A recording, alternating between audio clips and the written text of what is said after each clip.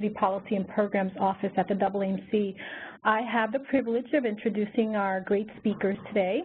First, we'll have Dr. Kristen Eckstrand, who holds her PhD in neuroscience from Vanderbilt and is currently completing the final year of her medical degree at Vanderbilt School of Medicine. Dr. Eckstrand has always advocated for the needs of LGBT individuals, and she's been working on LGBT medical education issues since about 2008 when she initiated curriculum reform at Vanderbilt. She's also the chair of the AMC Advisory Committee on Sexual Orientation, Gender Identity, and Sex Development. And the other two speakers are also part of that advisory committee. We then will have Dr. Carey Roth, who earned her Bachelor's of Science in Nursing from Xavier University and also has a Master's in Adult Education and a Doctorate in Human Sexuality Education from Widener University. She is a certified sexuality educator and has served in numerous leadership capacities within organizations such as the AAMC, and also serves on the editorial board of Sexuality Research and Social Policy. She is a faculty member at Morehouse School of Medicine and Widener University. And we will also have Dr. Jennifer Potter, who is an associate professor of medicine at Harvard Medical School and director of women's health programs at two Harvard Medical School teaching affiliates. Dr. Potter has over 24 years of experience caring for members of the LGBTQ community and is widely recognized as a leader in curriculum development to enhance care for underserved women, sexual and gender minorities, people with disabilities, and cancer survivors. Dr. Eckstrand, you're on. Thank you very much, and thank everyone for being here with us today. We're really excited to be part of this webinar. So today we're going to be talking about really how to integrate sexual orientation and gender identity throughout academic health centers. And we started by sending out a little survey to people, making it available as part of the pre-work. And we had several responses, but for individuals who weren't able to respond to the survey, as we move through some of the results, I would just like to encourage everyone to think about where they would have fallen on, answers to certain questions and kind of reflect on that as I'm moving through the results from this survey. But the survey itself was just looking a little bit about, an approach to including sexual orientation, diverse sexual orientations and gender identities in academic health centers and personal attitudes about that. So what we asked people to do was, in response to certain items, rank their opinion on this from strongly disagree to strongly agree. And so, for example, ask the question, physicians in private practice have a responsibility to treat lesbian, gay, and bisexual patients. And of the responses, you can see that there was, again, we had 5 or 6 responders to each question, and there was some variability on this from strongly disagree to strongly agree.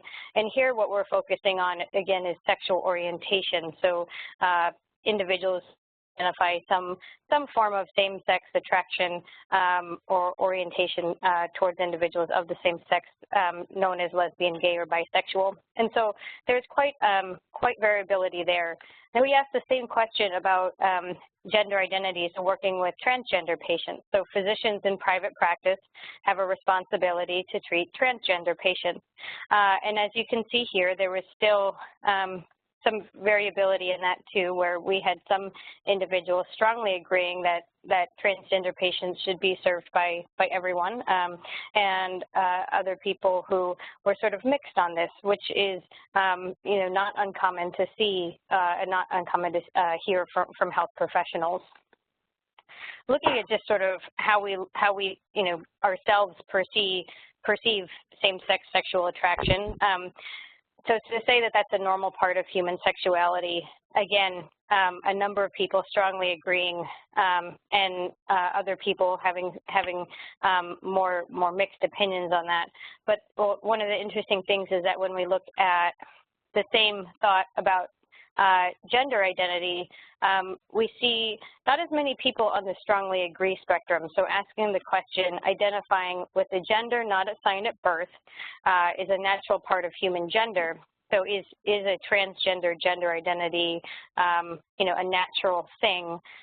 We see a number of people who are, you know, neutral on that, and they haven't, you know, maybe haven't formed an opinion or just really not sure, or actually don't think it's a natural variant of human gender. And this is actually common as well. So to say, you know, in an era where we are a little bit more acclimated to diverse sexual orientations, but we're still sort of trying to understand how transgender gender identity fits, you know, within our, you know, personal schema of the world, and transgender rights, and in a more structural perspective, how these things all play together. Transgender gender identity is a little bit behind the LGB part of LGBT. So here, this sort of teases that out a little bit more. So to say transgender patients should receive care at transgender health clinics. We actually have a couple of people saying that they actually think that transgender individuals, that there should be transgender health clinics where people receive care. Some people are, again, also more mixed on this, and, you know, where transgender individuals receive their care is you know, highly dependent on, you know, resources like personnel, health professional resources, you know, how urban or rural an individual's location is, whether or not these clinics take insurance, and some of these other structural barriers that may go into whether or not there is even one doctor who can care for transgender individuals or provide certain transition-related care. And then insurance, should insurance cover gender-affirming surgeries for transgender patients? Teasing that out a little bit more too. People are still, you know, somewhere in the sort of neutral to agree area, but not in the same way that people are very strongly agreeing with pieces about sexual orientation.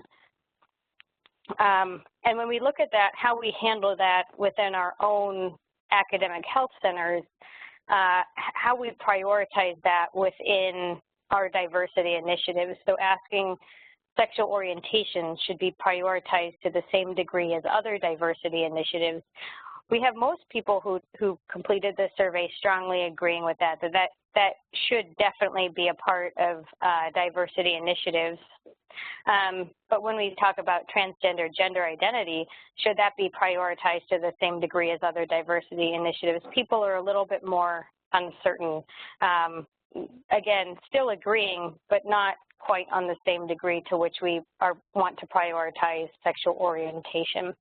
So I think a lot of what this data really shows is really looking at, you know, where each of us individually stand, but it does actually illustrate something that we're seeing in larger society right now, which is that the LGB, or the sexual orientation piece of where all of this fits, is actually, you know, being seen as, I think, more integrated and, in quotes, sort of normal relative to transgender gender identity, where we're still trying to figure out how that fits into healthcare. So just to open it up to people, did anyone have any thoughts at all in seeing that data?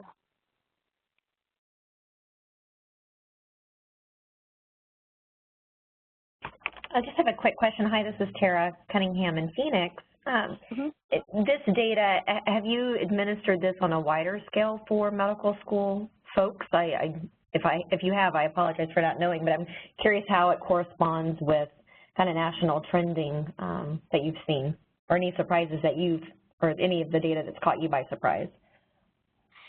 Sure, that's a great question, and I think that some of these questions were adapted from some other studies that have been performed at different medical schools. There hasn't been there has not been a national medical student or national health professionals attitude survey. However, I can speak just briefly about what we have done at Vanderbilt, and this survey was adapted from a study that had been done up at NYU back in 2006. But it's interesting, probably around when we look at the question about same-sex sexual attraction and same-sex sexual behavior, it's about 10% of, and this is what we've seen at Vanderbilt, 10% of students will disagree that same-sex sexual attraction and same-sex sexual behavior are a normal part of, human sexual orientation. And again, we see that a slightly more sort of increased number about transgender individuals.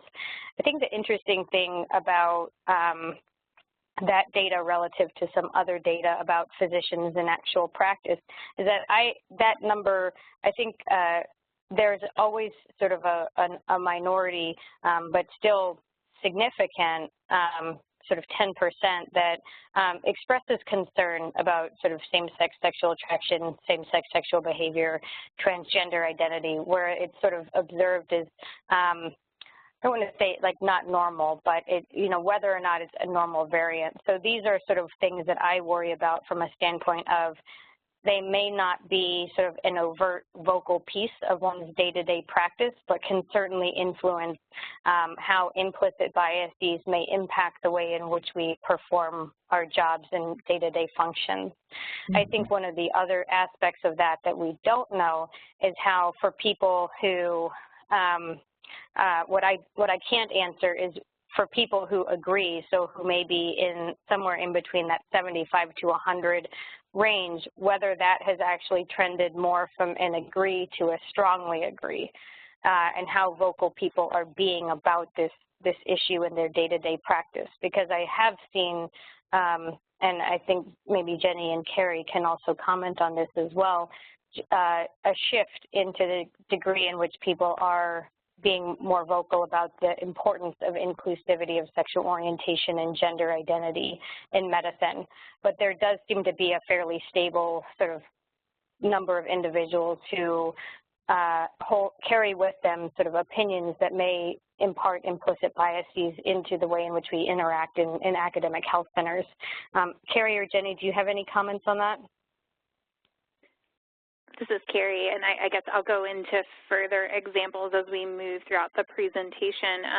I'd say that, just to kind of quickly answer the question, I know at Morehouse School of Medicine we've done climate surveys, and that's some of the spaces where we've seen these types of questions, but not to the full extent of doing kind of a blanket, really attitudinal survey, that's focused solely on sexual orientation and gender identities on broader spectrums other than gender binary. So I'll give more examples as we go through. Yeah, I don't have anything particular to add at this point. Okay. Were there any other questions about that data before we move forward? Awesome. So this next piece, I'm just going to play a little video. It seems like most people have the video itself is sort of loaded for individuals. But this is just a video that came out pretty recently that we just wanted to share with you guys. So for those of you that whose computers have loaded it, you'll sort of be able to watch it and listen to if you turn the audio on, you'll be able to sort of hear it as well. And this is Carey, and one of the things we would like for you to do as you're observing this is just jot down the varying levels of diversity that you see in this clip. And then when we get done, we're going to ask each participant to, kind of name off those levels of diversity that they observed in the clip.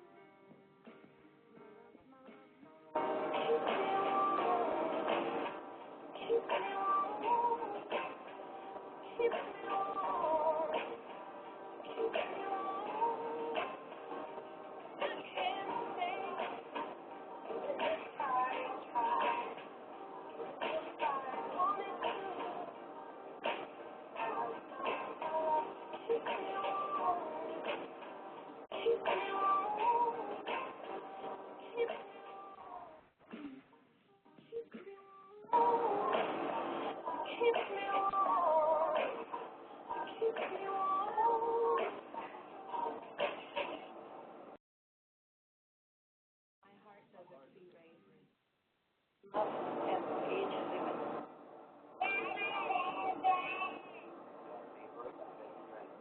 all have different religions, but we have universal love as well. Love is love. Our family is no less than the other.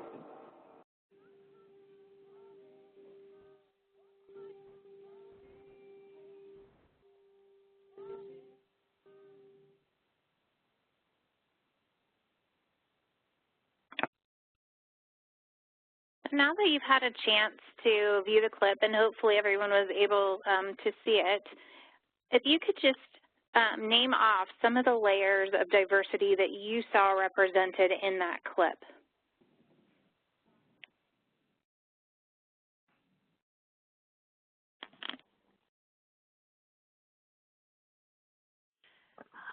Hi, this is Tracy Trice from Sidney Kimmel Medical College. I think what I saw was diversity in age, race, sexual orientation, representation of religion, as well as, I guess, intellectual disability, or there's a young girl who had looked like she might have had a trisomy. So those are the things that I saw. Great. Other areas that people saw diversity in the film?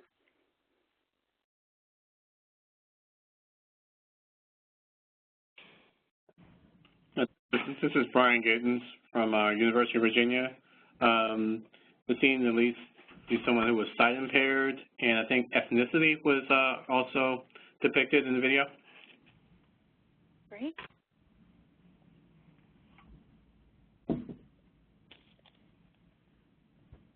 It's a really powerful video. This is Tara in Phoenix again, and I've seen that now probably 24 times, and it's still just, there's a warmth that comes over, at least for me. That's my response to it. What I appreciate about the video are the kind of not only the display of the different diversity that colleagues have mentioned, but the audience responses to it. I think that really embraces the whole concept of inclusion, as we've all tried to, have those individuals, although they may not identify with any one of those different backgrounds, but to appreciate what those individuals bring to the table. So it's a different kind of reaction. I'm glad to see the reactions, but it's just a different way to look at the video. Thank you. This is Carey. It's always interesting as we find these, short clips or find ways to try and get this massive construct of diversity in, kind of in a way, in a visual way that people can understand or wrap their minds around or form it as a discussion. As we looked at these pieces and we had kind of the visual representation, are there other areas related to diversity that maybe weren't visually represented, but things that you've observed or worked with in that construct of diversity in your institutions?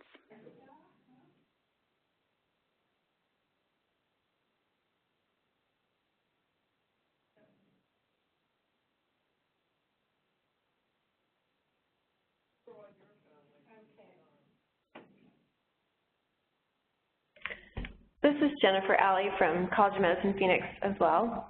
I think one of the areas of diversity that's not visibly apparent to us may be the transgender aspect.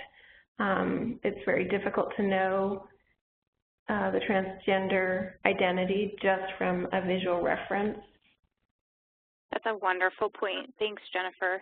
And we did make the assumption, which maybe we should have started off as we worked on this webinar, with asking and making sure everyone understood the distinctions between sexual orientation or who or what one is attracted to, kind of those romantic attractions or feelings, emotional attachments, different from gender identity. So where on a spectrum from female to male, the transgender identities, genderqueer identities all fit within that gender space. gender expression, so to Jennifer's point, how I present to the world, what are my mannerisms, my dress, my intonation, you know, from, again, on a spectrum from femininity to masculinity with kind of an androgynous space to somewhere across that spectrum.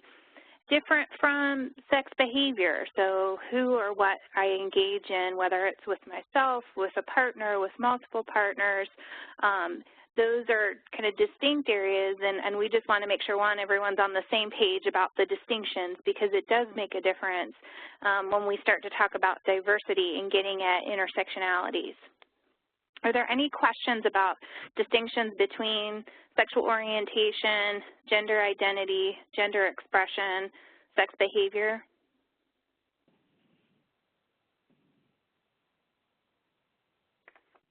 Okay, so then we will move on. Kristen, if you could display, so these are some of the other aspects of diversity that we were thinking about as we were preparing for this talk today, and clearly our focus has been on the sexual orientation, gender identity, gender expression, sex development, sexuality, and in that space. But it is also worth noting that, as some of you have pointed out, there may be visual aspects to diversity and there may be less visual aspects of diversity. And how does that play out? Does it play out in terms of strength or privilege? Does it play out in terms of stigma? If you're facing kind of in the minority stress theory perspective of kind of stigma within a variety of different groups and the stress that may play out. And so how do we think about diversity?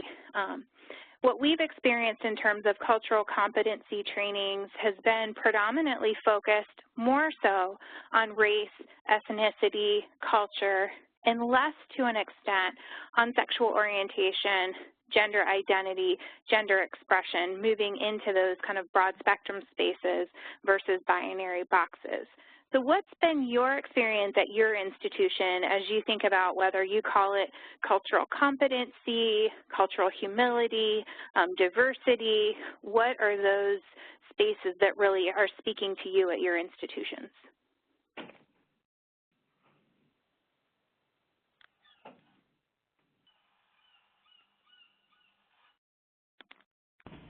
So in Phoenix, we have just a couple of years under our belt in a new curriculum where cultural competence is considered one of our longitudinal four-year themes that should, at every point in time through the years, be one of the learning objectives. I don't think we're quite there in having our academic or pre-clerkship blocks be really solid and have that theme running throughout. I think it's a little easier to do, or at least observationally, it's been easier seen in some of the clerkships, mostly PEDS or OB-GYN, where we have those discussions or where the students are introduced to it. Cultural competence for us has been pretty limited to the elements that you just mentioned, more of that diversity, kind of 1.0, race, gender, ethnicity. We have one, and it's the only one that comes to mind outside of those domains from a disability or ability perspective. We're in one of our standardized patient cases centers around disabilities, physical and mental disabilities. But it's pretty basic at this point in time in Phoenix. Thanks, Tara.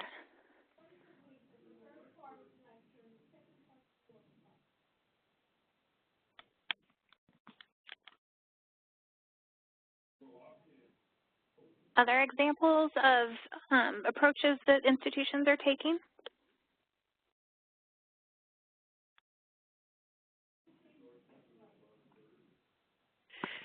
So at Sidney Kimmel Medical College, in the first and second year coursework for the first and second year students, there's a course called Introductory to Clinical Medicine. So this is outside of the basic sciences. The students have to participate in a class that sort of goes over sensitive topics, how to take a history, physical. One of the modules within the first year component of that course is a culture and bias in medicine module, and so they utilize those 2 weeks within that first year class to talk about things as it relates to, unconscious bias, race, sexual orientation. They pretty much sort of do an overview of everything, albeit it's in 2 weeks and very difficult to really meaningfully cover all of those things in 2 weeks. So that's just one area. I think largely what the university does from a student standpoint is try to utilize the different affinity groups to also do some of that educational work to the Jefferson community. So for instance, we just had Diversity Week last week, which a lot of the student groups come together and they partner and they develop and implement different events that the entire community can participate in. So the LGBTQ student group partnered with Diversity Council, who also, I think they partnered with one of the other student groups, and they hosted a number of social events, but also educational events, one being, with having a speaker from the Mazzoni Center, which is a nonprofit organization that also has a health clinic that uniquely caters to the needs of the LGBT community, and they had someone come and talk about microaggressions. So those are some of the ways that the university tries to do education from as far as the students. I really can't speak to, outside of residents and faculty, but there's a lot of work that, still needs to be done, clearly. So. Well, it sounds like you guys are doing some really great things, both some of the examples that you gave as well as some of the examples that Tara gave. And I think that's really where we want to, I think we've all been in those spaces of, I have to go to a diversity training or a cultural competency training, and, we're going to cram everything into a select number of hours. And it's never really enough to completely raise awareness around all these different spaces. And so that's really one of the things that we wanted to do today is really to walk away with that maybe a broadened definition, maybe more of an awareness of bringing some of these other elements, particularly around sexual orientation and gender identity and gender expression and sex and sexuality into that picture. And if it's, new information, is how can we build on that?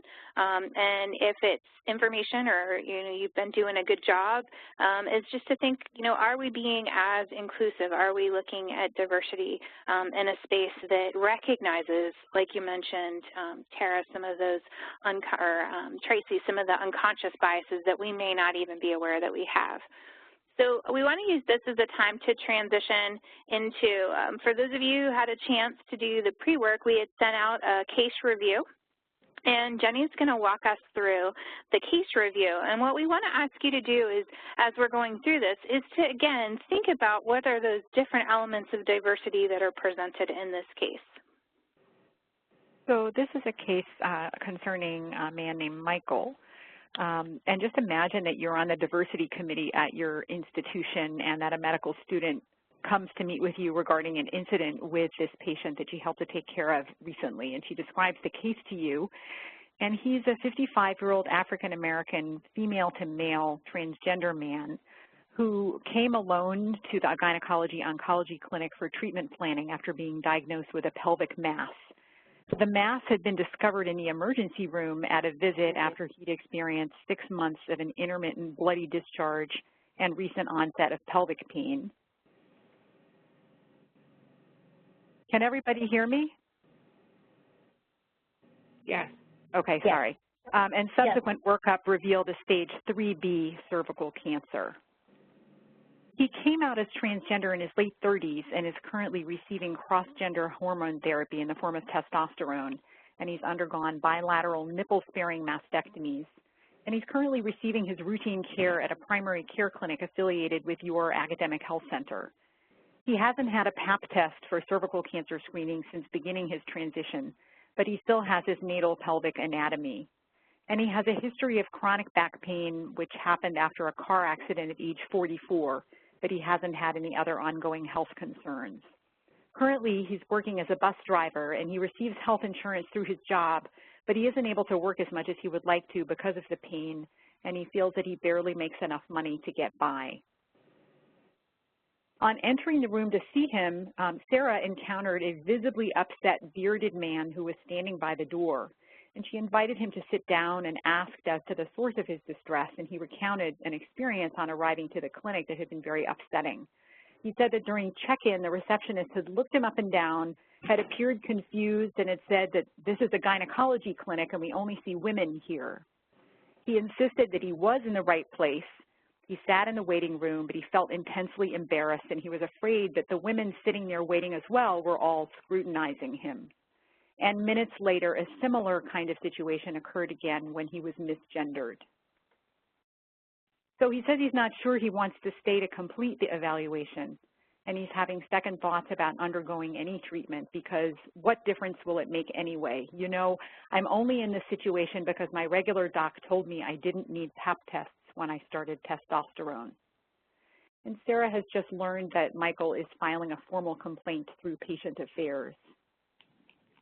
So we wanted to present this case as an example of a case that many of us may have encountered something similar at our institutions, and as a way of thinking about when you have this kind of unfortunate case that presents, how can we think about this and maybe use it as an opportunity to do things differently in the future. There's sort of the resolution that needs to happen around the case itself, but then also a laying out of some different processes so that this sort of thing doesn't have the likelihood of happening again in this way. And I'm curious, just to open it up for conversation with this first question, to list the different elements of diversity that you see presented in this case.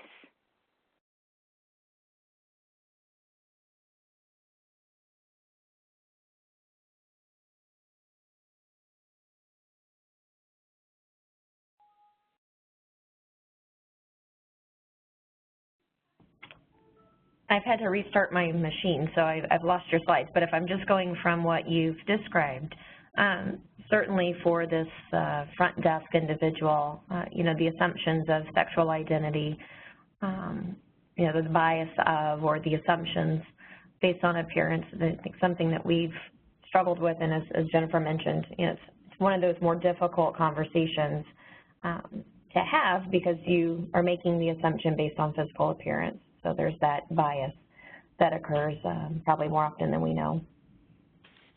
Thank you, Tara. Absolutely. I think that this is something that is so important when we're teaching and looking at our own biases to realize that this is a normal human thing to have happen. But that the only way to really prevent any harm from coming or less harm coming from this is to be aware of it and try to constantly self-question around it. Anyone else have thoughts about this case?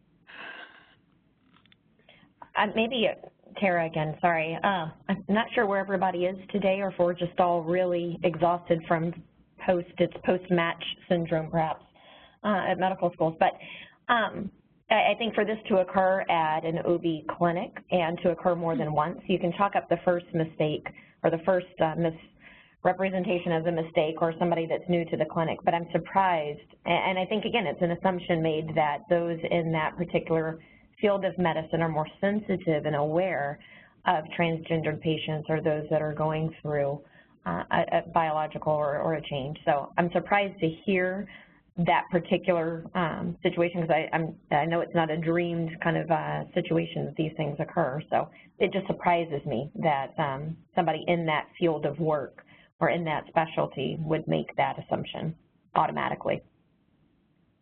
Yeah, that's an interesting perception, actually, I think, because I think, you know, maybe what it's underscoring is the fact that anyone in any setting has the possibility of making an assumption, that it's just sort of a natural human trait. Even people who you would think would be particularly tuned in a little bit more toward, you know, women's issues or however you want to frame that. or who might have been possibly encountering people before who have female anatomical bodies, such as this individual. Mm-hmm.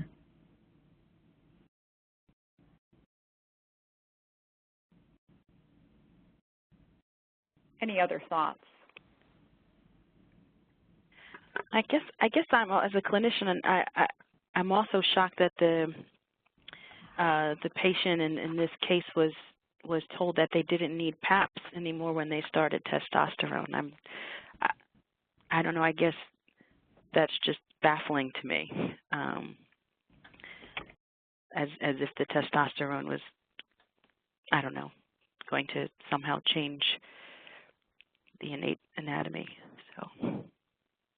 Yes, I'm glad you raised that, because that's getting into the whole area of knowledge base and misperceptions of risk connected to, in this case, a transgender identity, and not really thinking through what the evidence base would show or what you might want to need to do for patients based on anatomy present. So this would, of course, be somebody who would need to be having Pap screening just like any other person with a cervix. Right. This is Brian Giddens from UVA, and I actually struggled with this a little bit, right? So the front person, obviously the front desk person, you know, made some assumptions and things like that, but I don't know if that's a mistake or not, okay? Because I'm looking at the picture, and I struggle with this because I'll probably make the same presumption, okay? But I do think that once sort of corrected, or, you know, they realize that the error, they should be given some tools or resources on how to kind of continue to mend those fences and make this patient feel comfortable. And then obviously I know that there's a lot of counseling that goes on for folks who are undergoing transgender sort of procedures that, you know, give them some tools, you know, to deal as well. It doesn't seem like he was particularly, maybe because of state of mind or whatever, you know, had employed those tools. But the bigger issue, I think, is what Yolanda has mentioned, is the care, the quality of care, you know, and the presumptions that are made. And it seems to be a knowledge gap there with regard to what's needed long-term for the care of the patient. Thank you, Brian. I think that you raise a number of really interesting points. And if I'm hearing you correctly, I think that one of them that I think is really interesting has to do with, in helping to change this kind of situation, we have to realize that there's a learning curve and a need to correct the knowledge deficit among the staff, but also there's a need to support the patient who is dealing with a fallout from being in this misperceived situation. But particularly with regard to the staff, I agree with you. I think many people would assume that this is a cisgender male, i.e. somebody born male who perceives himself as male and is living as a man, because that's the appearance that we're used to taking in. And with staff like that, sometimes the training has to be, look, you know, you're going to see people with all different kinds of presentations here, but you can't assume anything about them at all. And realizing that people are going to have to do that training to be able to get it is going to be very important.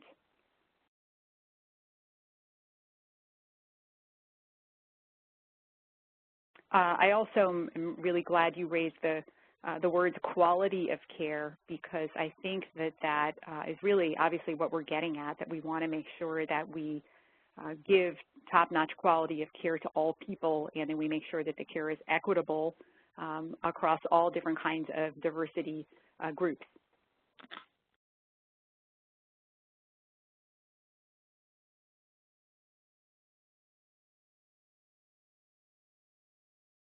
Any other elements of diversity that others would like to raise, or Kristen, Carey, that you have in mind? I think, this is Carey, I think a lot of the attendees have raised some really great things, and I think this also ties a lot to communication. You raised the points around visibility, and so some of it is not only what those assumptions are, but then how do I have the tools to communicate? How do I get into a space where my language or my vocabulary is very normalizing for asking people on spectrums where they identify, how they identify, and the more practice that there are, and it sounds like, you know, those are some of the pieces that came out just around, I'm not maybe entirely clear on what language to use or how to use that language, and that may also help to address you know, some of the challenges. And this is Kristen. I think one of the things that, and granted, we wrote this case in a way that did sort of hone in on the singular experience of gender identity, but I think it's also helpful to look at this individual and see that there are also pieces of, you know, we don't know how he was treated when he was in the emergency room. We don't know what his support has been like since he received a diagnosis of cervical cancer, what he's been living with in that context since then, you know, his support networks, you know, with, you know, actual family, chosen family, friends, things like that. And then, you know, we clearly also have a person here who has been struggling with some other health issues, you know, related to chronic pain and, you know, challenges in his social atmosphere as well.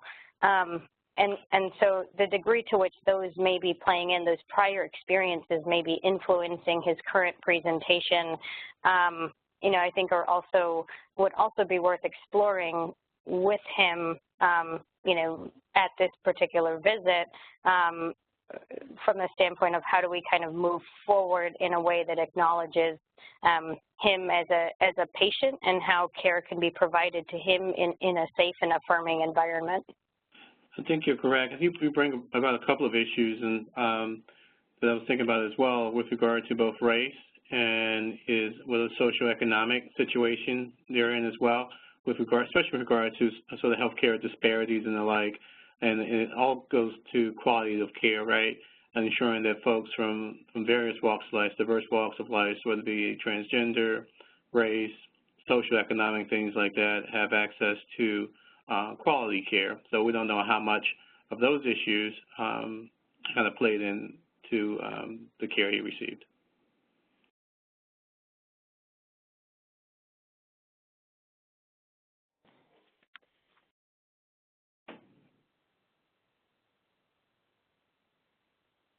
Brian, I think that's a really great segue into the next place where we're going to go with the presentation is to start looking at like domains of diversity and inclusion. So I know at least for the course, the AAMC course participants, we were able to get, you know, your names and titles and a little bit about you.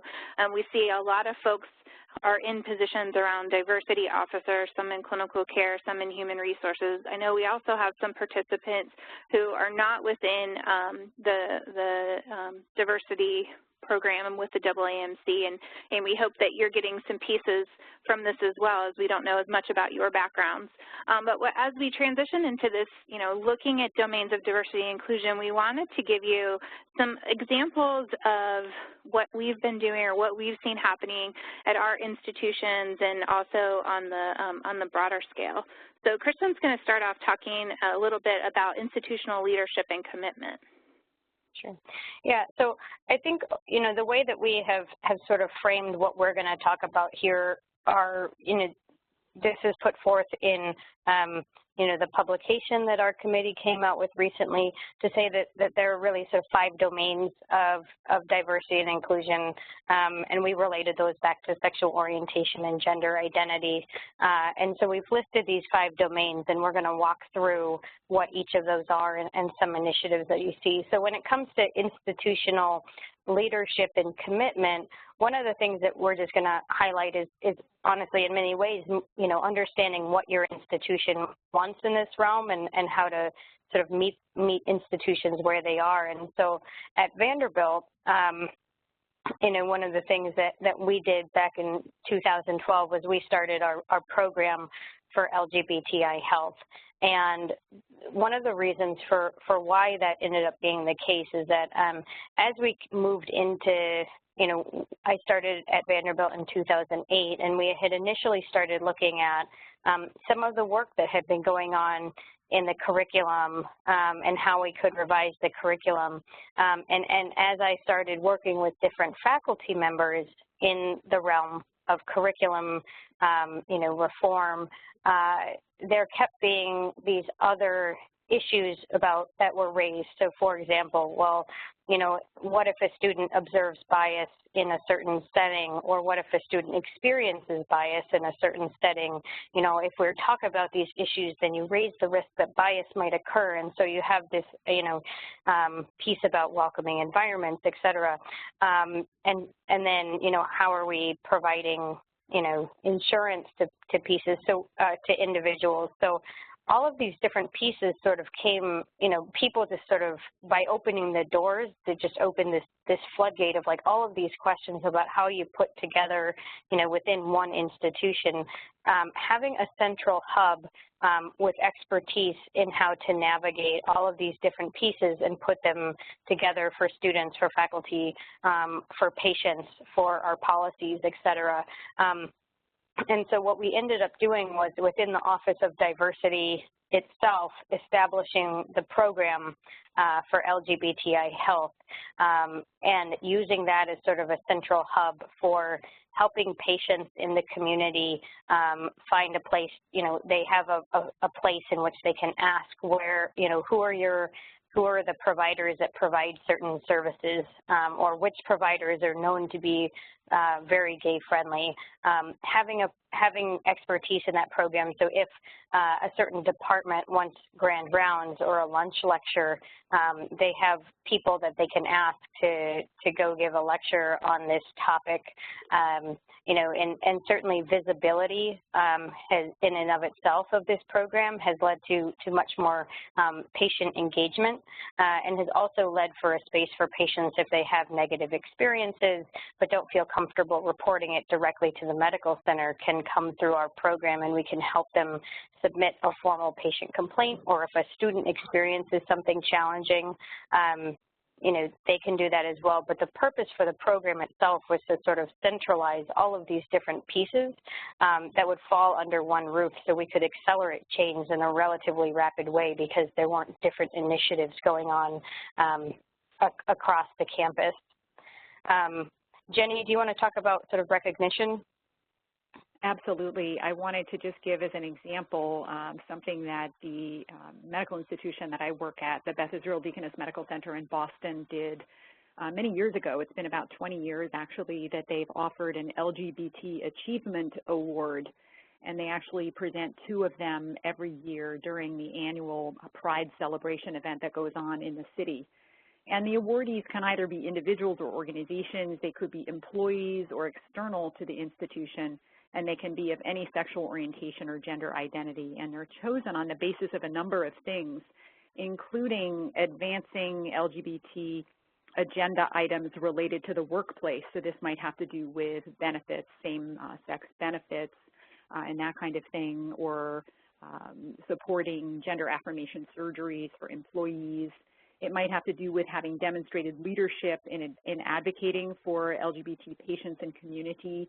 It might have to do with serving as a role model for gay, lesbian, bisexual, and transgender persons in the workplace, and in some way positively impacting care to these populations.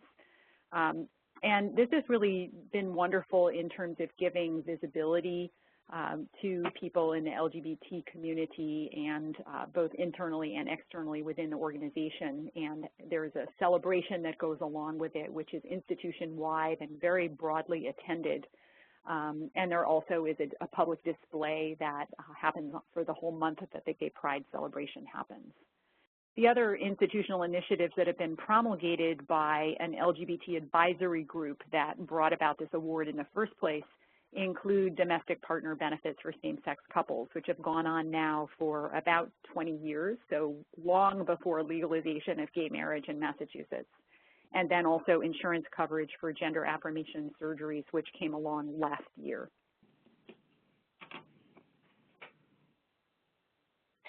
So the next realm that we were going to talk about was creating a welcoming patient care environment. And I think, this is such an important domain. At the end of the day, we really are trying to improve the quality of the lives of the patients that our healthcare centers serve. And so many of our diversity initiatives may be helpful for creating a welcoming environment, but how they transition down to, the immediate, patient care level, sometimes, it's hard to evaluate how well we're actually doing. So one of the interesting programs that we started at Vanderbilt, we launched it officially back in January of this year, is what we're sort of calling the Vanderbilt Trans Buddy program. And this is a program that was sort of the brainchild of one of our incoming program directors, Carey, who had been fielding phone calls from individuals in the trans community because he works at Vanderbilt and he had a connection to our program, and he would be getting phone calls from trans patients at all hours of the day with things like, I'm feeling suicidal, or I got bit by a dog, should I go to the emergency department, and people not wanting to go because they're scared. So what we create the Trans Buddy program, which is a peer advocacy model program where we have done specific training with individuals around transgender health and how to be essentially an advocate for someone in the healthcare system. So you're not disruptive to the patient-provider interaction. You're there for the patient. You're there to help, the patient understand or discuss what they're going through and how to support someone and engage them in their own care and empower them in their own care. And so we launched this program. It's been active now for probably about 2.5 months, and in those 2.5 months, we've probably received requests from about 20 different transgender patients who've in some way, shape, or needed support while they're in the hospital or going to appointments or just wanting to know how to get connected with someone. But that's a good way to essentially advocate for patients while an overarching health system is adapting to meet the needs of a larger population. The way you can actually help people, individuals, on a day-to-day basis. And so we have this on-call system where patients who are transgender can call 24 hours a day, 7 days a week in order to get help with their health care. So building off of Kristen's advocacy work with Trans Buddy, some examples of how at Morehouse School of Medicine we've really engaged with the community include, I'm sure you're all wearing a lot of different hats. I am too, and as you heard from my bio, sexual health is where I live and breathe most of the time, and that puts me in unique situations across the institution. And one situation, I serve as the faculty advisor for our MSM Alliance group, and they really focus on cultural competency around sexual orientations and gender identities and gender expressions. And it's always been interesting that as they have planned events, whether those are film screenings, whether those are panels, that, not only are they building community with organizations outside of the institution, but also with faculty and staff and leadership across the institution. It's always so amazing to me to see how many faculty and staff show up to the student events because they're searching for information or exposure or visibility. We've also been in a space or a unique space to have the White House's conference on HIV and LGBT health. And so again, if you're not familiar with Morehouse School of Medicine, we are a historically Black college and university freestanding medical school in the South. And oftentimes people have perceptions that, we can't talk about sexuality or we can't talk about orientations and identities. And so bringing visibility by having events, by outreach with the community, and most recently in Satcher Health Leadership Institute, we do a TV program with AIB TV where we're raising issues around kind of current health issues designed to kind of translate what we know in academia and the ivory tower for kind of the lay audience. And most recently, I was able to work with 2 of our community partners and a medical student. The one community partner, the Health Initiative, really focused on access to care, Georgia Equality took more of an advocacy policy approach. And then our fourth-year medical student was really talking about the translation and how does this really translate into the clinical environment and clinical care, and gave perspectives not only in his 4-year experience, but working with residents and working with attendings. We work predominantly at Grady, which is serves the underserved. And so it was really an opportunity to take and build bridges across these different spaces, and while at the same time bring visibility. And I think the visibility piece goes such a long way in the creation of that welcoming environment. And I think that's a good segue for Jenny of going into promotion of equality. Yes, thank you so much, Carey. I agree. In terms of promotion of equality, I think that the concept that I really found the most useful is the idea of coalition building. And one really great example I can think of about this actually came from the students at Harvard Medical School. It was a completely student-led initiative called Health Equity in the Curriculum. And this was a group of 13 medical students who were each involved in various diversity affinity groups spread across all 4 years of undergraduate training. And the students got together, and they actually have done a number of different projects. One of them, which is representative, was an inventory of the cases for small group discussion during tutorial sessions to actually count the number of protagonists of different ages, gender identities, sexual orientations, race, ethnicity, religion, and all different kinds of diversity. And they're still collating their data. But as you might guess, there were some interesting inequities in terms of a lot of white men being represented and less of the other populations. So they've brought these data, and they're now starting to approach different faculty members who are in charge of various courses to try to tweak those cases and at least have different representation so that people can think about the different kinds of lived experience that patients may bring to a certain medical situation.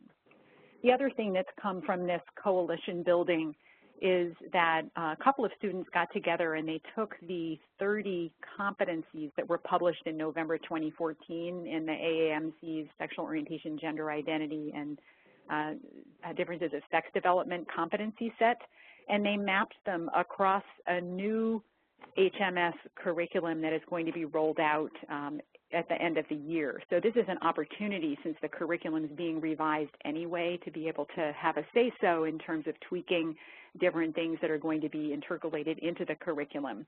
So the students actually went through and they made suggestions about where in the different courses one could address these 30 competencies, and also made some suggestions about specific curricular materials to think about including.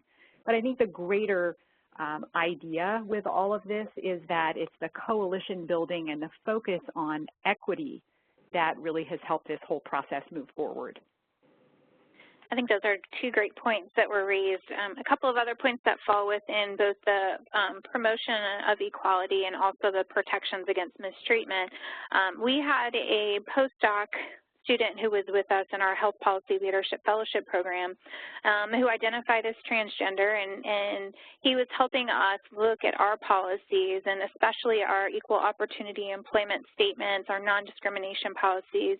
And while sexual orientation had been listed and while gender had been listed, specifically listing gender identity or the choosing of that label and gender expression, so how that is expressed and presented, you know, were not listed in our EO statements. And it was a really great opportunity to, you know, take and move on that as much as you have students being strategic, whether that's students, staff, faculty, but building the momentum to take a look at what do your own policies, what do your institutional policies and practices say, and do they verbally spell out and kind of protect and provide protections for all different layers of identity. I think one of the other things is, if you haven't had the chance to look at the Health Equality Index, or HEI, that's done through the Human Rights Campaign, it's worth looking into and looking at for your academic health centers, the hospitals that you work with. They have some really good survey questions to ask. I know we started this off with a question around survey questions. Some of it is building in your own self-reflection time and using those for trainings within your institutions. But that's also a good space, and the Human Rights Campaign is also happy to, work with institutions to conduct that health equality index.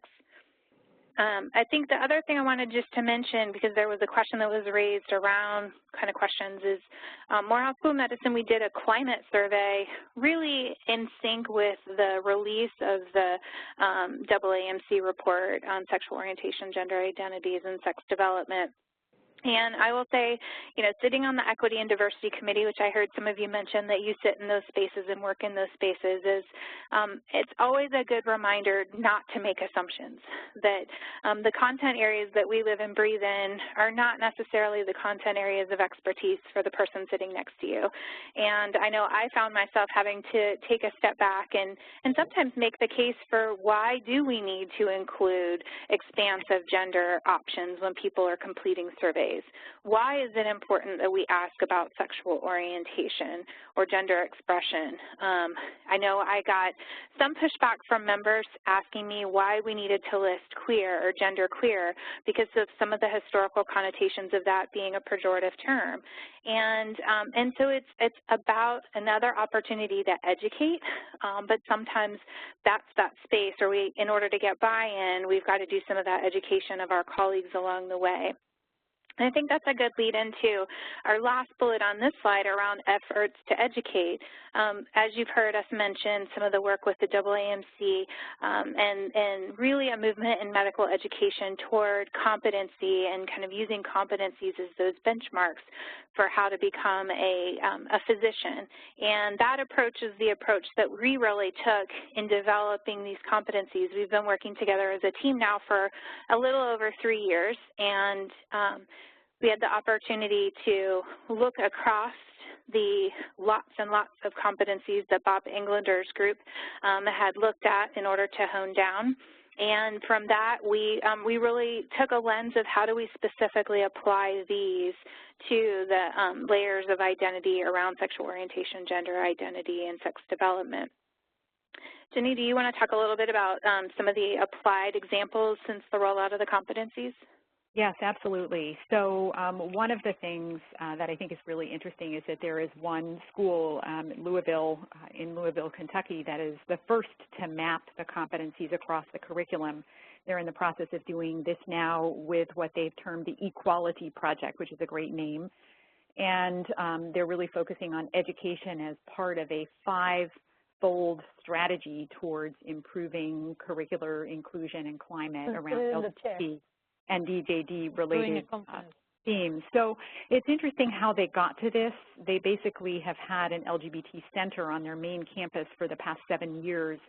And about 1.5 years, 2 years ago, they were invited at the medical school by the vice dean to have a part-time position on the health science campus to be able to launch a health certificate series along the lines of what Carey was talking about.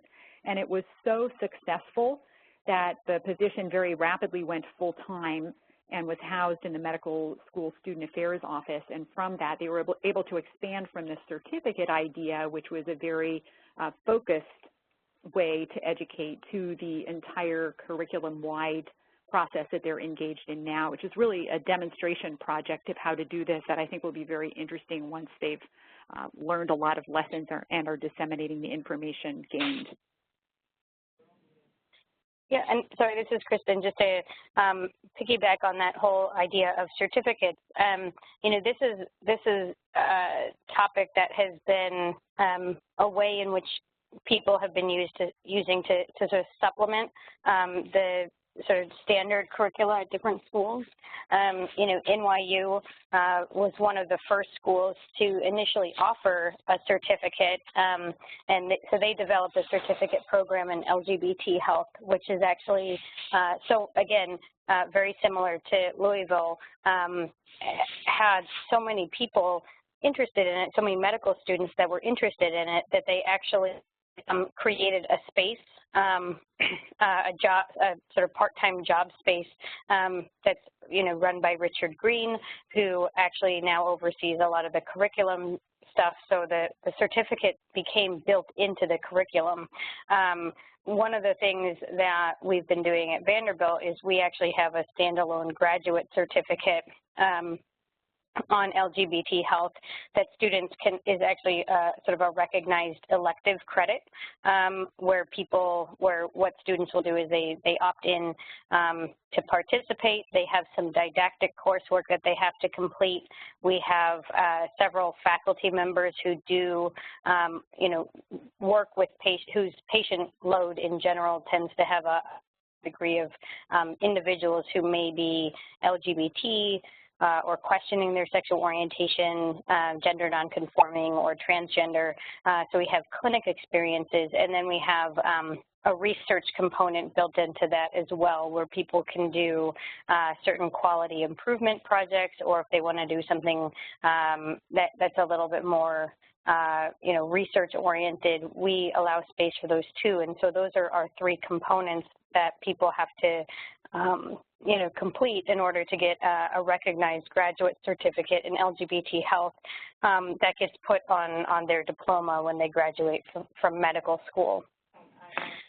So these are, again, these are sort of the 5 domains of diversity inclusion that we on, and we gave you a number of examples of just efforts that we're aware of at our institutions and some other institutions.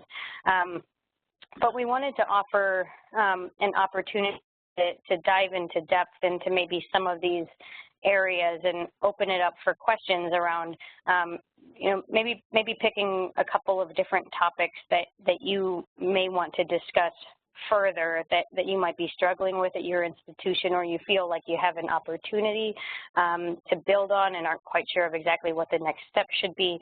We wanted to offer some brainstorming space for that, which I think Jenny and Carey will moderate, and I will sort of put some notes up on the slides here as we move through.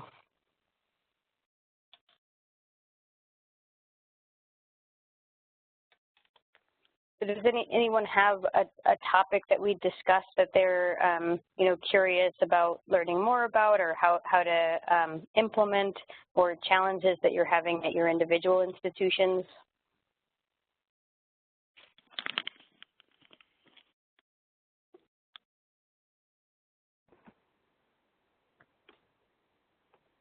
Hi, this is Lee. Hello there. Go for it. So I am, excuse me, for my institution, we just established an LGBT health committee, and it's now under the umbrella of our Diversity Leadership Council. So how do we begin the conversation to begin implementing more LGBT coursework in the curriculum? And I'm asking, not only am I a member of the Diversity Leadership Council, but also with the LGBT Health Committee, but I'm also the Student Diversity and Multicultural Affairs Director at Rush University. This is Carey. Thanks, Lee. I can totally appreciate the wearing of so many different hats, and I think that that's a really important thing about, finding yourself at seats at different tables. And I think that, you raise a really important point. I know if you're wanting to go at really a curriculum approach, I know what's been helpful at our institution is having seats on, so I sit on our MD curriculum committee, but I also work across with our MPH program. I also work with our preclinical as well as our clinical spaces. So I would say, champions, we can't underestimate the importance of champions.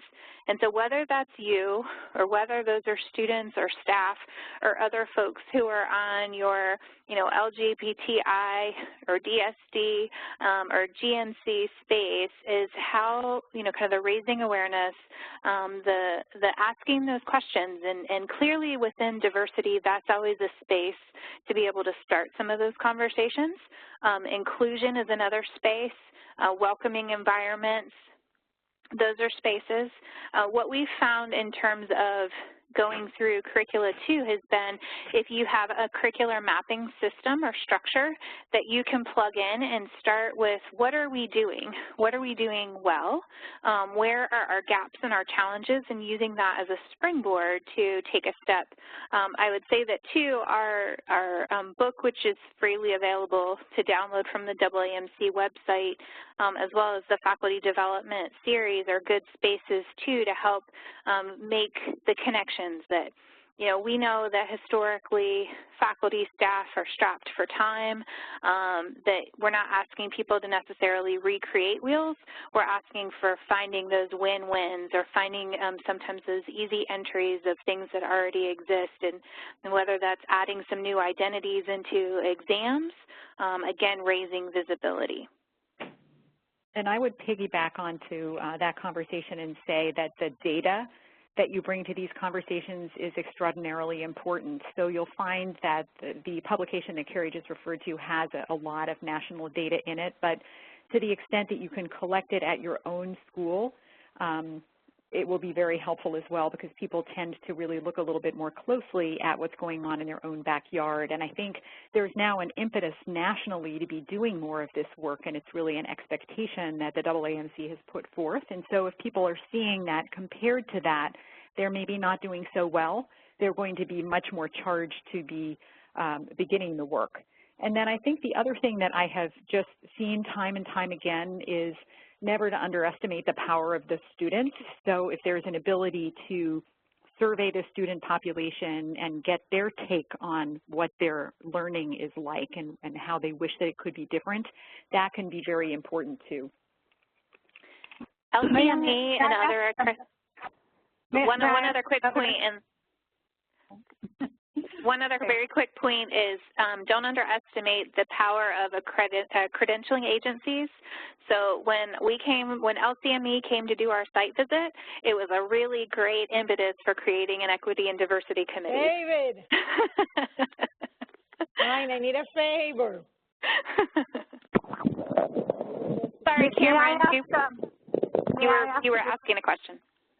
Yeah, this is Leslie Morrison. I'm from the University of New Mexico, sitting with Cameron Crandall, who's with the Office of Diversity and Inclusion.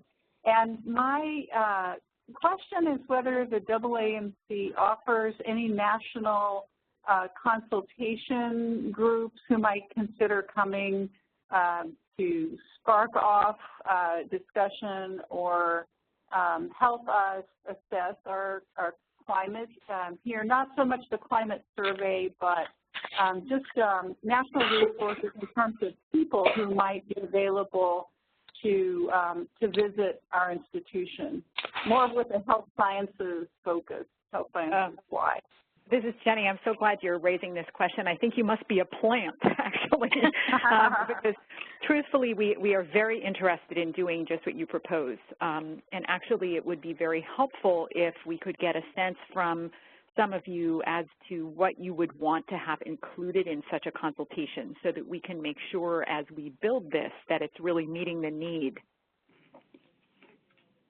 Well, we're just starting the conversation here, and you know, one of our interesting aspects is that each of our colleges seems to have a different diversity climate, and so we definitely want to be functioning as a health sciences center and addressing everyone's concerns. But also, I guess one element that has been raised is it always the burden of the person who's LGBTQ to be the champion and rally the troops, or what is the responsibility of the institution itself in terms of trying to get the conversation going and to spark discussion among our faculty at this point, even more so than our students and our staff, or staff and faculty, to make the climate as welcoming as possible so we can retain excellent faculty.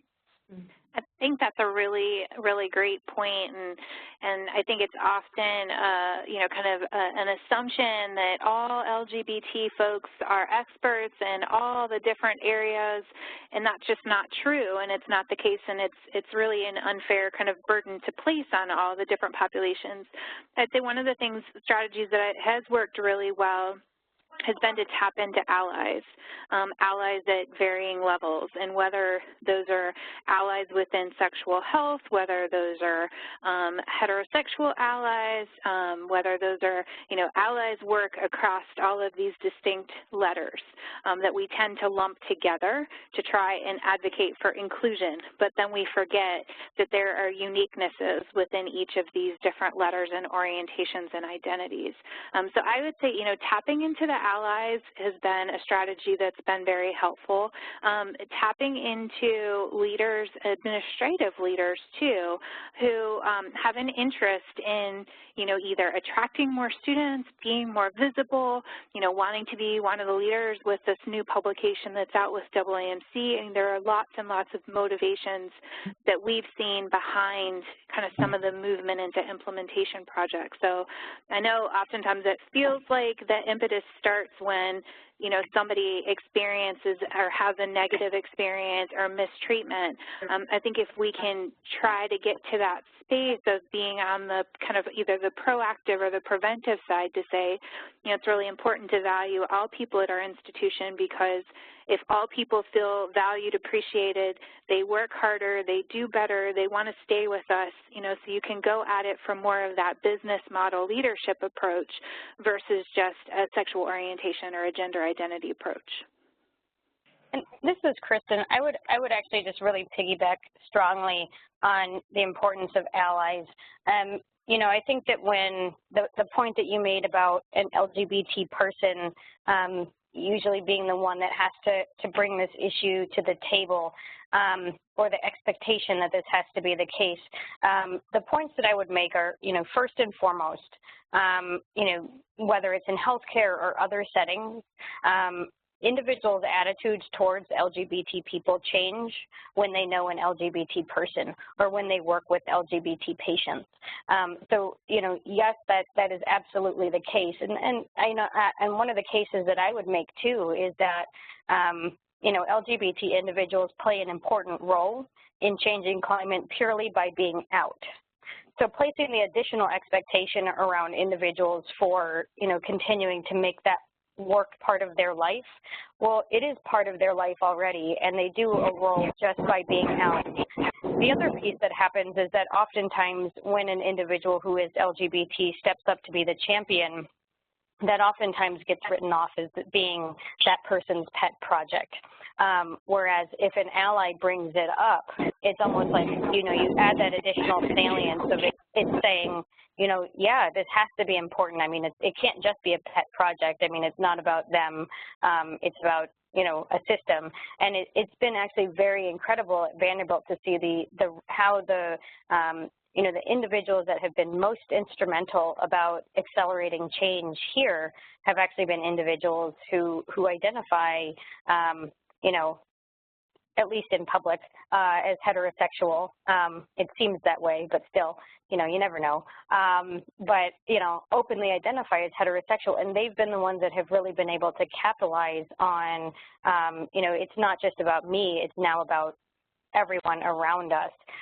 So allies, I think in that context, I think people who do identify as LGBT often do the work, but I think in terms of being sort of catalysts and individuals that can help propel this issue into other spaces, allies can be hugely important, and it shouldn't just fall on people who are LGBT.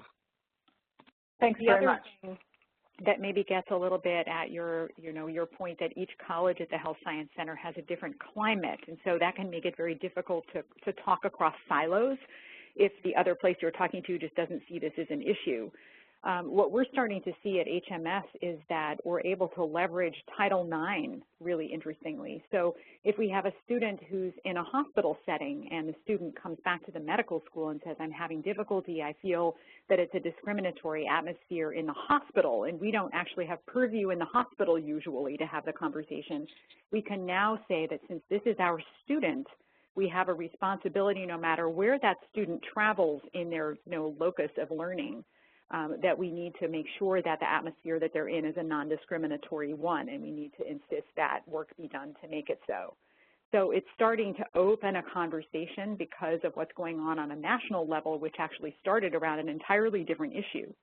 And so just sort of keeping your ears to the ground about other kinds of national forces that can help you with your arguments is useful. Which I think is a really good segue. We want to be very conscious of time and hopefully leave maybe a minute or two at the end. I know we're all very approachable too if we don't get to all your questions, but I think that point about national climate and resources. Jenny, do you want to talk about the national resources? Absolutely. So you'll see them pictured on the slide right here. And in the top right is the publication that we've been talking about, which includes 30 competencies and then has 300 and some pages of information about climate change mechanisms and ways to think about curricular integration to give people a little bit of a roadmap in terms of how to do this. And then you can see the Joint Commission LGBT Field Guide, the Healthcare Equality Index that we talked about before that a lot of medical institutions are signing on now with, and it becomes almost a point of national competition with other health centers to want to rate well on the HEI. And then the Health of Lesbian, Gay, Bisexual, and Transgender People IOM report from 2011 is still a very current resource and very helpful to be able to point toward in terms of, is your institution meeting current standard of care?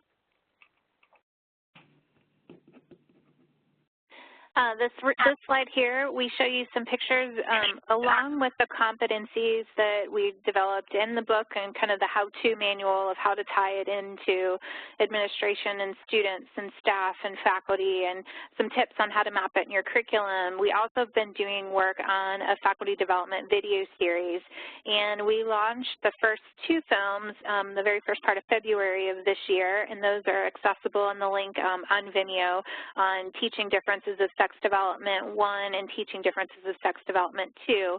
And we have a schedule that we're going to be incrementally rolling out additional video series. And our goal with this first rollout is that they're in somewhere around 15-minute increments so that you can take away some talking points, some keys in that series without needing to sit through a half an hour or an hour, given that we're all strapped for time.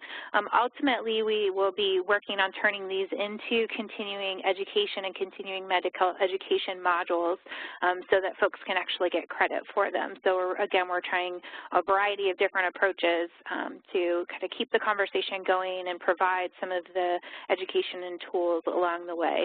Kristen, do you want to talk about the other tools on Diversity 3.0? Yeah, so I will say that overall the AAMC again has a Diversity 3.0 learning series. On that webpage, there are a couple of different webinars. The one that, and I'm not saying this because I was on this webinar, but I do think it's very valuable in general, is that for many of you occupy these seats in administration and leadership, and you're balancing this space between how do you support all of these different areas of diversity, and not always having the time to do the work yourself, but really wanting the work to be done, and how are some of these different how can you navigate some of these different videos or venues? And so this webinar was initially given actually about a year ago. It's a leader's role in addressing LGBT health and academic medicine.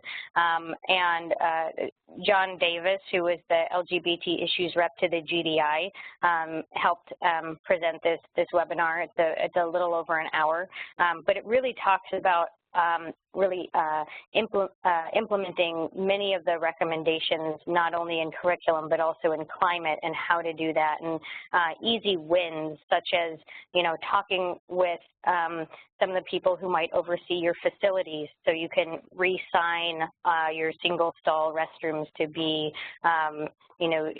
essentially gender neutral or gender affirming restrooms, rather than being assigned a single sex. So, things like that can be very welcoming in climate and actually relatively easy to put in place.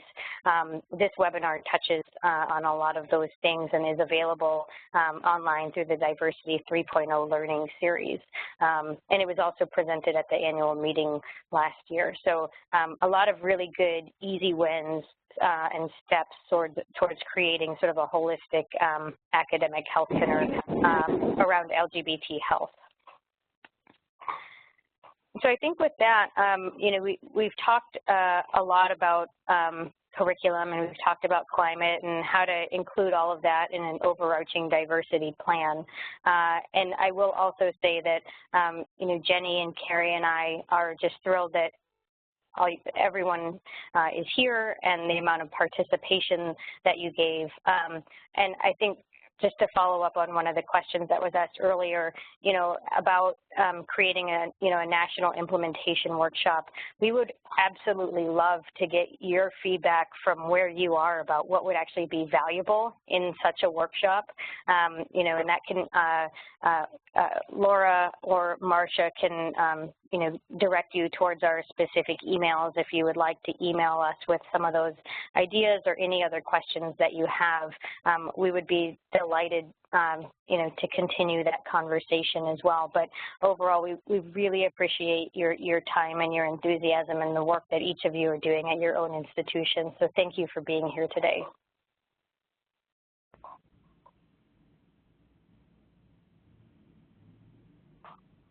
Yeah. I don't know what, Laura, do I hand it back to you now, or Marcia? I think we're all set. Yeah, no, all right. Thank you very much, everyone. Thanks for your time. Thank you. Great topic. Thank you. Very good. Thank everyone. Thank you, everyone. Thank you.